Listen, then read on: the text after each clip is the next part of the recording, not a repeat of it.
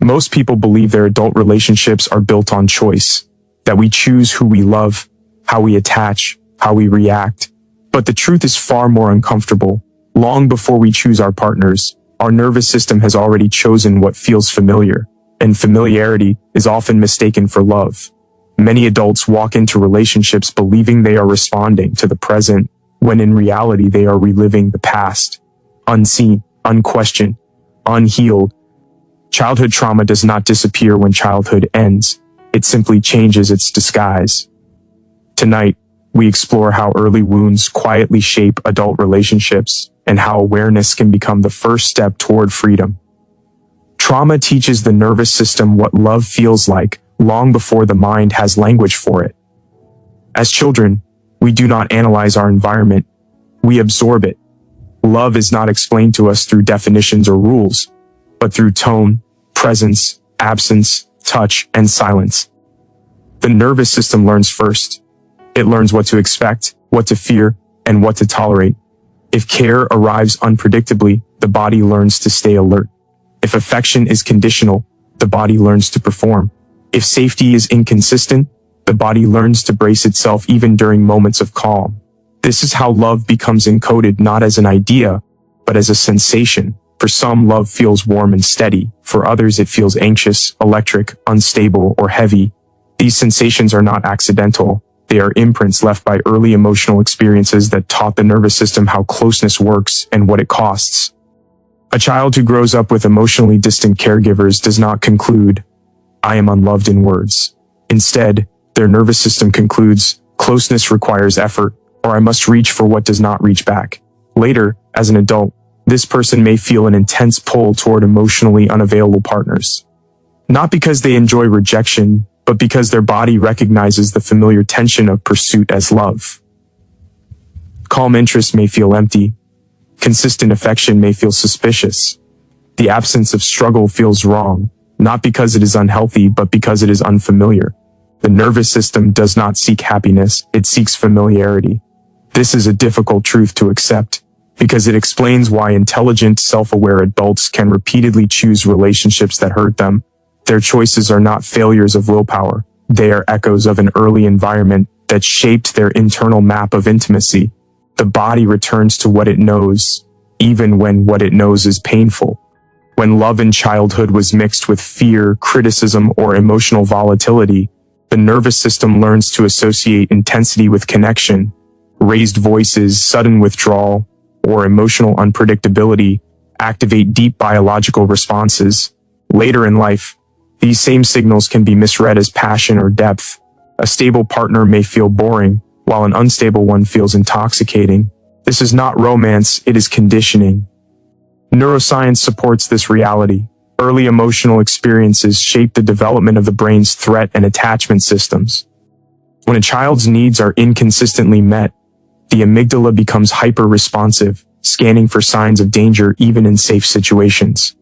In adulthood, this can manifest as heightened sensitivity to tone, delayed responses, or perceived rejection. The reaction feels immediate and overwhelming because it bypasses rational thought. The body responds before the mind has time to intervene. This is why an unanswered message can trigger panic, or a partner's need for space can feel like abandonment. The adult is not responding only to the present moment, they are responding to an old emotional memory stored in the body. The nervous system reacts as if survival is at stake because once it was. Consider a man who grew up in a household where affection was unpredictable, sometimes warm, sometimes withdrawn without explanation. As a child, he learned to stay alert, to read subtle cues, to anticipate shifts in mood. His vigilance kept him emotionally safe. As an adult, he may feel restless in relationships that are steady. He may unconsciously provoke conflict, misinterpret neutrality as rejection, or feel most alive during emotional highs and lows. His body equates intensity with closeness because that was the rhythm of love he learned early on. Or consider a woman who was praised only when she was useful, quiet, or accommodating. Her nervous system learned that love is earned through self-erasure. As an adult, she may overgive, ignore her own needs, and feel anxious when she is not needed. Being chosen for who she is may feel unfamiliar, even uncomfortable. Being needed feels safer than being known. These patterns persist not because people refuse to change, but because the nervous system resists unfamiliar states. Healing often feels unsettling at first. Calm can feel like emptiness. Safety can feel like loss of identity. When someone begins to experience a relationship without emotional turbulence, the body may interpret this as danger, even though the mind recognizes it as healthy. This inner conflict can sabotage connection before it has a chance to grow. Trauma also teaches the nervous system what love should cost. If love once required endurance, silence, or self-sacrifice, the adult may unconsciously believe that suffering is proof of commitment. They may stay too long, forgive too much, and explain away harm. Leaving feels more threatening than staying because the body equates separation with survival risk. The nervous system prefers known pain over unknown freedom. Yet awareness begins to loosen this grip. When someone starts to notice that their strongest attractions are tied to anxiety rather than peace, something shifts. They begin to understand that chemistry is not always compatibility, and intensity is not always intimacy. This understanding does not instantly rewrite the nervous system, but it creates space, a pause, a moment where choice becomes possible. With time and conscious effort, the nervous system can learn new definitions of love. Through consistent, emotionally safe relationships, romantic or otherwise, the body slowly recalibrates. Calm stops feeling empty. Stability stops feeling threatening. The absence of chaos begins to feel like rest rather than loss.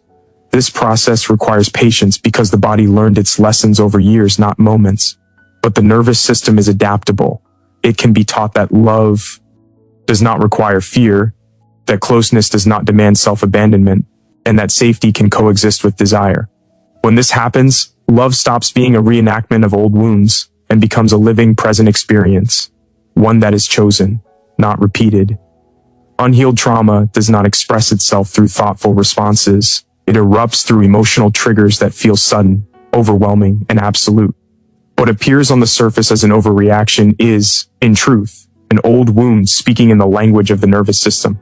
The present moment merely opens the door.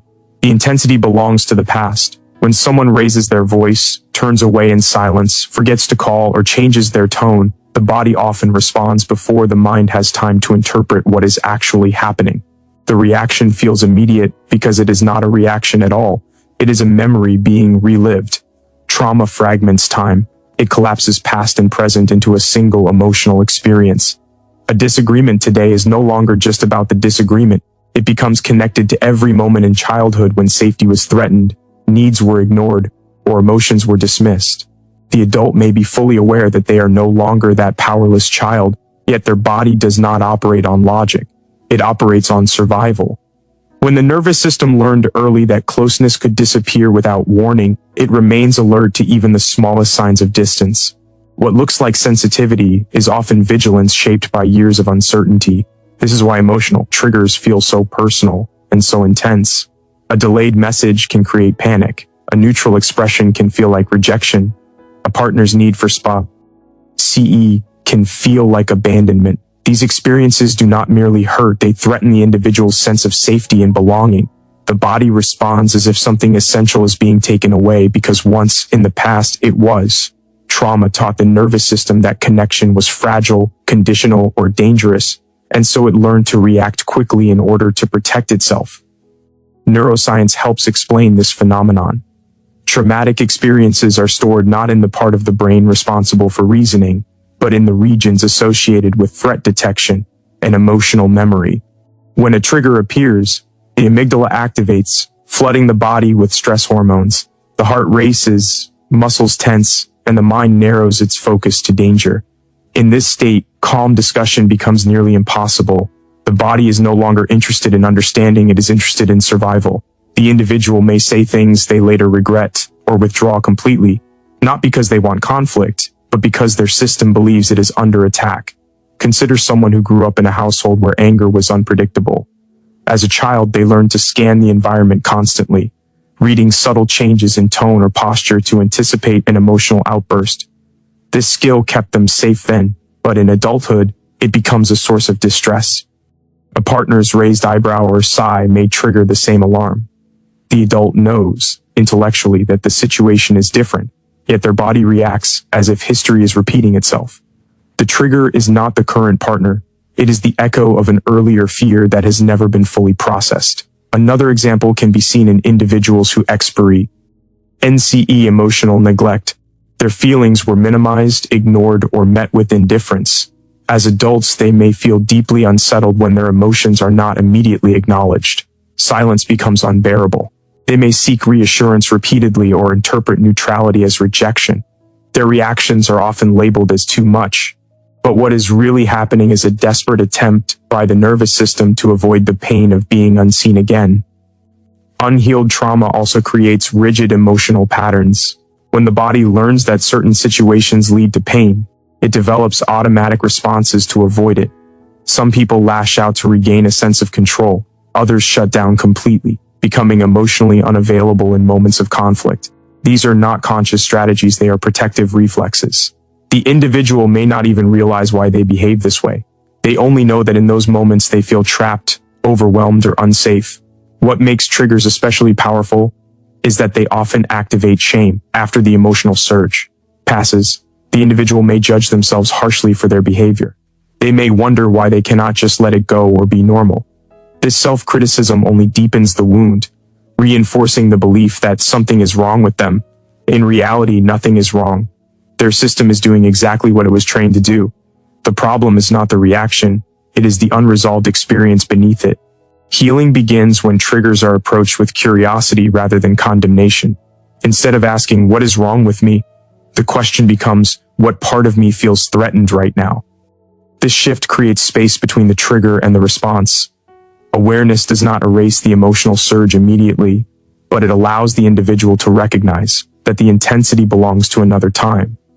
The present moment is no longer mistaken for the past. Over time, this awareness weakens the power of triggers as the individual learns to regulate their nervous system, to name their emotions, and to experience safety in relationships. The body slowly updates its expectations. The alarm does not disappear overnight, but it becomes quieter. The gap between stimulus and response widens, allowing choice to emerge where there was once only reflex. Unhealed trauma creates triggers because it has not been given a voice. When the past is finally acknowledged, felt, and integrated, the nervous system no longer needs to shout through emotional explosions. What once appeared as uncontrollable reactions transforms into signals, messages pointing toward areas that need care, understanding, and compassion. In this way, triggers become not obstacles to connection, but invitations to healing, guiding the individual back to parts of themselves that have been waiting, often for years, to be seen and understood.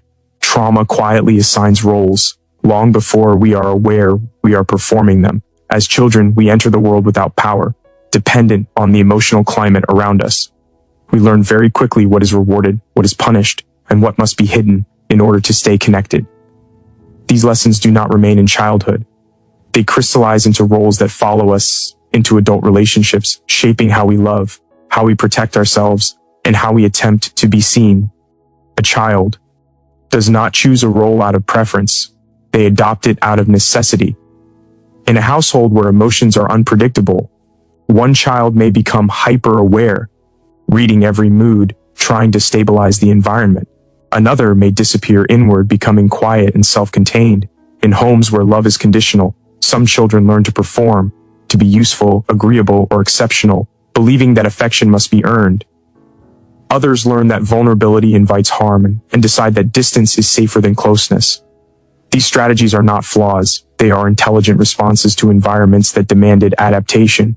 As adults, these early adaptations harden into identities. The caretaker enters relationships believing their value lies in fixing, soothing, or rescuing others. They are drawn to partners who are wounded, chaotic, or emotionally unavailable, because this allows them to feel needed. Love becomes an act of service rather than mutual presence. Rest feels unfamiliar, even threatening, because their sense of worth was built on usefulness. When they are not needed, they feel invisible. The people pleaser carries a different burden. Having learned that conflict risks abandonment, they prioritize harmony at all costs. They say yes when they mean no. They silence their own needs before anyone else has the chance to reject them. On the surface, they appear kind and accommodating, but beneath that kindness is fear. Fear that authenticity will cost them connection. Over time, Resentment builds, not toward others but toward themselves for having disappeared in order to be loved. Then there is the one who controls, often raised in environments where chaos ruled. They learned early that unpredictability equals danger. As adults, they seek dominance, certainty, or authority in relationships. Control becomes their substitute for safety. They may struggle with trust, interpreting vulnerability as weakness. Their need to manage everything is not arrogance. It is an attempt to prevent the pain they once felt when the world was uncontrollable. And there is the emotionally distant observer. This role is often born in households where feelings were ignored, mocked, or punished. The child learned that expressing emotion leads to humiliation or harm, so they retreated into intellect, independence, or detachment. As adults, they may appear calm and self-sufficient, but intimacy feels invasive. When relationships deepen, they pull away, not because they do not care, but because closeness activates old danger signals. Distance feels like safety. Connection feels like exposure. These roles can coexist within the same person, shifting depending on the relationship. What remains consistent is that they operate unconsciously. The individual does not wake up and decide to overgive, withdraw, control, or please. The role activates automatically, especially under emotional stress. Conflict does not create these behaviors, it reveals them. When the nervous system senses threat, it reaches for the role that once ensured survival. The tragedy is not that we play these roles, but that we mistake them for who we are. Over time, the caretaker believes they exist to serve. The people pleaser believes their needs are burdens. The controller believes vulnerability will destroy them. The distant one believes independence is the same as strength. These beliefs shape not only relationships, but self-identity. The role becomes a mask worn so long that the face beneath it is forgotten. Research in psychology consistently shows that these relational patterns are strongly linked to early attachment experiences. Children adapt to preserve connection, even when that connection is imperfect or painful. The psyche prefers a predictable wound over an unpredictable absence. As adults, we recreate the same dynamics, not because we enjoy suffering, but because the roles feel familiar. Familiarity masquerades as comfort, even when it costs us authenticity.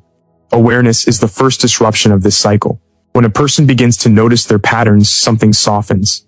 They may recognize how often they take responsibility for others' emotions, or how quickly they withdraw when conflict arises. This recognition can be uncomfortable, even painful, because it exposes how much of their relational life has been guided by fear rather than choice. Yet it is also liberating. A role can be understood, and what can be understood can be transformed. Healing does not require abandoning these roles with force. They were once necessary, and they deserve respect for the protection they offered. Transformation begins by listening to them. The caretaker learns to ask what they need, instead of what others need. The people pleaser practices tolerating the discomfort of honesty. The controller experiments with letting go, discovering that safety can exist without dominance. The distant one slowly allows closeness, learning that intimacy does not always lead to harm. As these roles loosen their grip, something remarkable happens. The individual begins to how up in relationships as a whole person rather than a function. Love becomes less about proving, fixing, or hiding, and more about presence. The nervous system learns that connection does not require self-betrayal. The roles do not disappear entirely, but they no longer run the relationship. They become tools rather than prisons. Trauma shaped these roles to keep us alive. Awareness reshapes them to help us live. When the masks fall away, what remains is not weakness, but a deeper, quieter strength. The strength of a person who no longer needs to perform in order to belong. Human beings do not return to pain because they desire suffering. They return because something unresolved within them is still seeking completion. What appears from the outside as self-sabotage is, at a deeper level, an unconscious attempt to heal an old wound. The psyche is not cruel, it is purposeful. When an experience in early life overwhelms our ability to understand or respond, it does not disappear. It remains unfinished, waiting for a moment when it can be seen, felt, and transformed. This is why so many adults find themselves repeating the same relational patterns, even after swearing they never would again.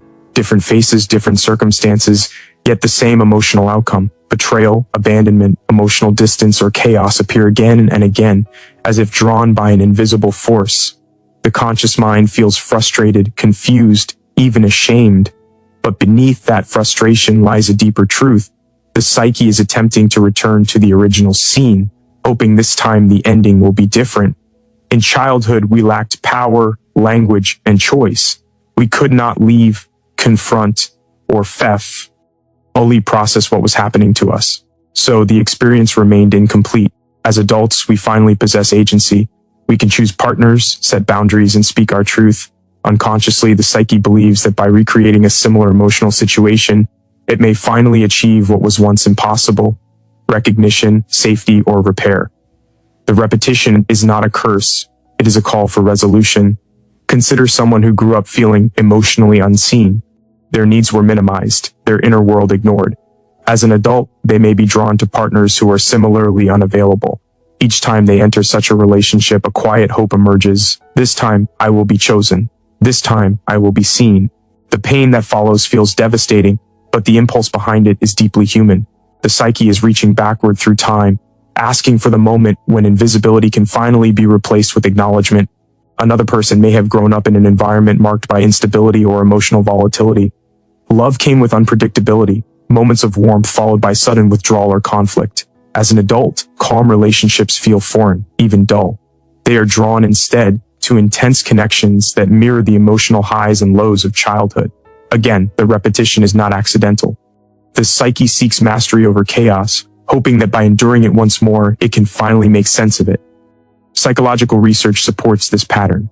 Studies on trauma repetition show that individuals with unresolved early experiences are significantly more likely to enter relationships that resemble those formative dynamics. The brain is wired to recognize familiar emotional landscapes, even when they are harmful. Familiarity feels safer than the unknown. The nervous system, shaped by early experience, gravitates toward what it understands, not toward what is healthy. What makes this repetition so painful is the illusion of choice. The adult believes they are freely choosing, yet they feel powerless to stop the cycle. This creates deep self-blame. Why do I keep doing this? Why can't I choose better? These questions miss the deeper truth. The repetition is not driven by weakness, but by a part of the psyche that has never been heard. It continues to recreate the wound because it is still asking for attention. Healing begins when the repetition is recognized not as failure, but as communication. The pattern itself becomes a message. Each painful relationship points toward an unmet need, a forgotten emotion, or a boundary that was never allowed to exist. When the individual turns inward instead of outward, asking what this pattern is trying to teach rather than how to escape it, the cycle begins to loosen. This shift requires courage. It means facing the original pain rather than chasing its resolution through others. It means grieving what was never received: safety, consistency, validation, or protection. Many people avoid this grief because it feels overwhelming. Yet grief is not the enemy. It is the process through which the psyche releases its hold on repetition. Once the pain is fully acknowledged, it no longer needs to be reenacted. Awareness also changes how the present is experienced. The individual begins to notice the subtle pull toward familiar pain and pauses. They recognize the difference between longing and love, intensity and intimacy. This pause creates space for new choices. Choices that once felt impossible. Healthy relationships may initially feel uncomfortable, even boring, because they do not activate old wounds. But with time, the nervous system learns that peace is not emptiness, and stability is not abandonment. Recreating trauma is the psyche's way of asking for integration. It is an invitation, not a punishment. When the underlying wound is finally seen and honored, the repetition loses its purpose. The individual no longer needs to return to the past through present relationships. What was once sought outside can begin to form within, a sense of safety, worth, and wholeness that does not depend on reenacting pain. In this way, the repetition of trauma reveals a profound truth about human nature. We are not driven by a desire to suffer, but by a longing to heal. Even our most destructive patterns carry within them the seed of transformation. When met with understanding rather than judgment, they guide us back to the places within ourselves that have been waiting, often for a lifetime, to finally be made whole. Awareness is the moment when automatic living begins to loosen its grip. Trauma thrives in the unseen, in the places where behavior is repeated without reflection and pain is accepted as fate. When awareness enters, something shifts quietly but profoundly. The individual begins to notice the space between what happens and how they respond. In that space, trauma loses its authority.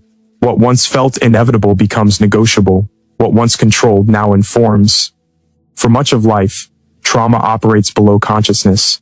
It shapes attraction, fear, loyalty, and withdrawal without ever introducing itself.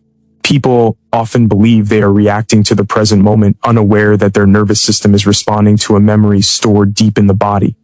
Awareness brings this hidden process into the light. It allows a person to recognize that the intensity of their reaction does not belong entirely to now. Part of it belongs to then. This recognition alone can be disarming. The moment someone realizes this feels familiar, they step out of the trance of repetition. Awareness does not erase emotion. It changes the relationship to it. Instead of being consumed by fear, anger, or panic, the individual begins to observe these states with curiosity. They ask what has been activated, what feels threatened, and why. This questioning is not intellectual avoidance, it is emotional presence. It allows the adult self to stand beside the younger part that once faced danger alone. For the first time, the wound is met with understanding rather than urgency. This shift is especially powerful in relationships.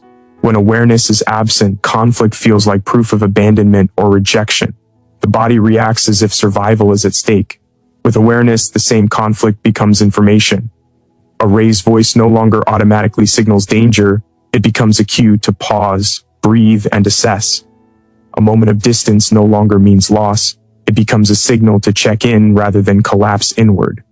Awareness interrupts the old script before it completes itself. Research in trauma psychology shows that naming emotional states activates areas of the brain responsible for regulation and reasoning. Simply recognizing, "I am triggered," reduces the intensity of the response. This is not because the pain disappears, but because the individual is no longer identified with it. They are experiencing emotion, not being ruled by it. Awareness restores the distinction between feeling and identity. Choice emerges naturally from this distinction. When someone is unaware, their behavior feels compulsory. They say things they do not mean, stay when they want to leave, or leave when they want to stay. Trauma decides for them. With awareness, even if the emotion is strong, they regain the ability to choose how to act. They may still feel fear, but they can choose not to abandon themselves. They may still feel anger, but they can choose expression over explosion. This does not happen instantly. Awareness is a practice, not a switch.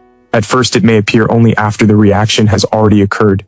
The individual notices the pattern in hindsight. Over time, awareness moves closer to the moment itself. Eventually, it appears before the reaction, offering a pause where none existed before. In that pause, the nervous system begins to learn that it is no longer trapped in the past. Awareness also brings compassion. When people see their patterns clearly, they often feel grief for the child who learned these responses in order to survive. This grief is not weakness, it is integration. It allows the adult to stop judging themselves for behaviors that once kept them safe. Compassion softens resistance, making change possible. Trauma loosens its grip when it is met with understanding instead of force. As awareness deepens, attraction changes.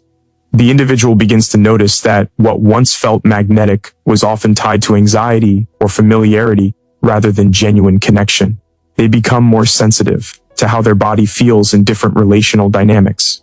Peace, once dismissed as dull, begins to register as safety. Consistency, once overlooked, begins to feel grounding.